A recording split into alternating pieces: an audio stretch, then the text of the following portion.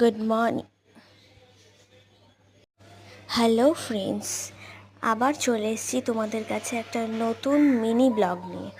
So আজ Sunday দিন আমি বেড়াতে গিয়েছিলাম কলকাতার ভিক্টোরিয়া মেমোরিয়াল হল। সো একটু লেটই হয়েছে আমাদের যেতে, কিন্তু মোটামুটি আমরা খুব ভালো ঘুরেছি, খাওয়া দাওয়া করেছি, মজা করেছি। আর ওখানের জায়গাটা এতটাই সুন্দর ছিল যে ওখানটা ছেড়েই আসতে মন যাচ্ছিল না।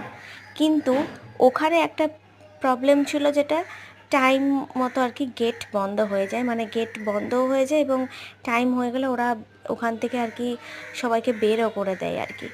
তো সেই কারণে আর কি পুরোটা খুব একটা ঘুরে উঠতে পারিনি, তবে যতটুকু ঘুরেছি তোমাদের সাথে সেটাই শেয়ার করলাম।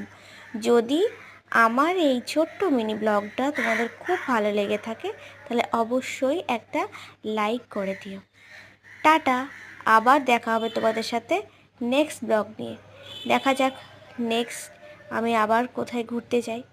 So by.